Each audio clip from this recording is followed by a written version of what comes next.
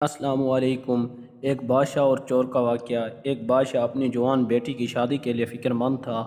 اس کی خواہش تھی کہ وہ اپنی بیٹی کی شادی کسی عبادت گزار اور نیک سیرت لڑکے سے کرنا چاہتا تھا۔ ایک دن اس نے وزیر کو بلا کر کہا، میری بیٹی کے لیے میری رعایا میں سے کسی نہایت عبادت گزار اور نیک انسان کو تلاش کر کے میرے سامنے پیش کرو۔ وزیر نے سپاہیوں کو جامع مسجد کے گرد تعینات کر دیا اور حکم دیا، جو شخص آدھی رات کو مسجد میں داخل ہو اسے تب تک نہ نکلنے دینا جب تک میں نہ آ جاؤں۔ ادھر ایک شخص چوری کرنے کے ارادے سے گھر سے نکلا۔ آج شہر کی جامع مسجد کا قیمتی سامان چرا لوں گا۔ رات کا وقت تھا، وہ مرکزی دروازے سے اندر چلا گیا۔ مسجد کے خادم نے رات گہری ہو جانے پر معمول کے مطابق دروازہ بند کیا اور قفل لگا کر اپنے گھر کو چلا گیا۔ اب فجر کے وقت ہی دروازہ کھلنا تھا اور چور اندر موجود تھا۔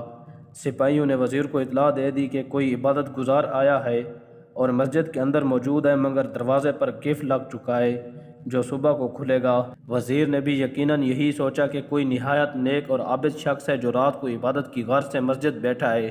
وزیر صبح کی اذان سے پہلے پہنچ گیا کہ نماز کے لیے مسجد کھلے گی تو وہ اس شخص کو بادشاہ کے سامنے پیش کر سکے گا۔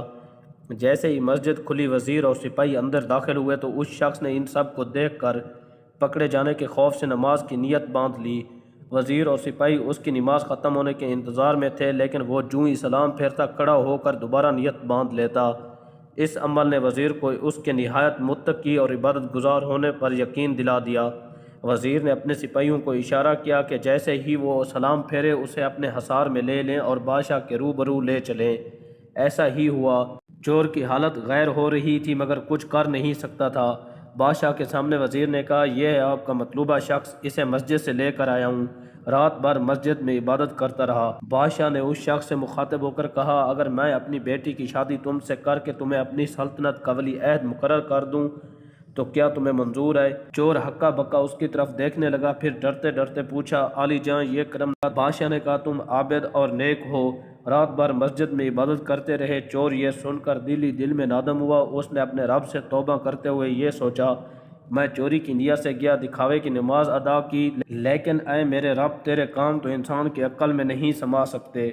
تو نے اس کی سزا دینے کی بجائے اس کے بدلے میں دنیا ہی میرے قدموں میں ڈال دی۔ چور نے سوچا، اگر میں سچ میں عبادت گزار ہوتا اور تہجد کا پابند ہوتا تو پھر اللہ کا کیا انعام ہوتا۔ یوں نادم ہو کر وہ شخص چوری سے تائب ہوا اور باقی کی زندگی عبادت اور نیک کاموں میں گزار دی۔